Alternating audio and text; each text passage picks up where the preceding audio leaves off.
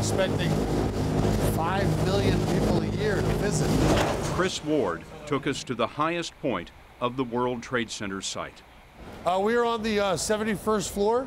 As you'll see, the commanding views of Manhattan. Ward runs the Port Authority of New York and New Jersey, the transportation agency that owns these 16 acres and oversees the rebuilding. How tall will the building be at its peak? Well, it'll be at 104 stories. 1,362 feet, about the same height as the original Twin Towers.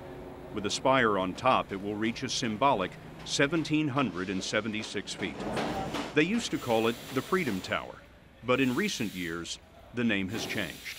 I wonder, what do you call it now, and why do you call it that? Well, we call it One World Trade Center, that businesses wanted to be in an address. They didn't want to be in a symbol. And I think America, New York City was free before 9/11. We're free today.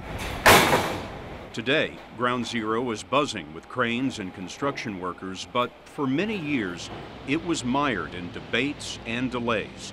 When Ward took over the Port Authority 3 years ago, steel was just barely coming out of the ground. The building that you and I are sitting in now was supposed to be finished more than 5 years ago. You came in to turn this project around and get it on track. How did you do it?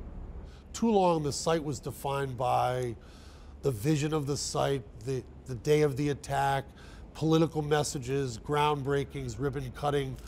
What we tried to do is first turn it into a construction site and get it on a schedule that we know we could do. The schedule has the tower rising 1 floor every week, 82 floors so far, more than 1,000 feet tall already. The building is much stronger than the average skyscraper. 70-ton, 60-foot-long steel beams bear the load. A concrete core, 5 times stronger than a New York City sidewalk, is reinforced with oversized steel rods. Fire safety is state-of-the-art. All of this with one aim in mind.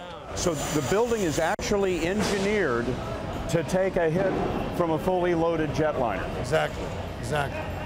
The strongest skyscraper in city history is also the most expensive. Tie it up. $1,000 per square foot, double the normal cost. That's $3 billion for 3 million square feet of office space. But half of that space is already leased, 20 floors, to publishing giant Condé Nast. I think it will be a signature exclamation point on the New York City skyline. 10,000 people may work here one day, but Tower 1 won't be ready for occupancy until 2014, 6 years later than first planned. There have been a lot of changes along the way. There won't be the wind harvesting turbines anymore that would have supplied 20% of the building's energy, and the spire on top won't mirror the Statue of Liberty's arm. It will encase broadcast antennas instead. The new buildings are towers 2, 3, and 4. Real estate developer Larry Silverstein, who leased the Twin Towers just 6 weeks before their collapse, is putting up 3 more skyscrapers on the site. His first is already 50 stories high, on its way to 72. The others are planned to be even taller. The important thing today, instead of looking back, we're looking forward because of what's happening. And what's happening here is very positive. The big columns that I was talking about. But the first project to be completed at Ground Zero isn't a building. It's the 9/11 Memorial. Chris Ward promised to have it built by the 10th anniversary. When did you know that you were going to make it on the memorials, that you were going to make the deadline? 4 or 5 months ago, we saw we could get there. That's not to say, Scott, it has been without its concerns and challenges every single day. Wow, look at this. 2 granite reflecting pools stand precisely where the Twin Towers once did.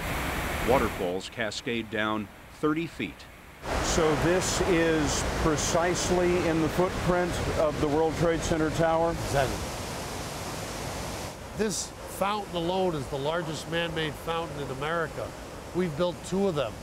660,000 gallons of water recirculating 24/7. What does this site say to the world?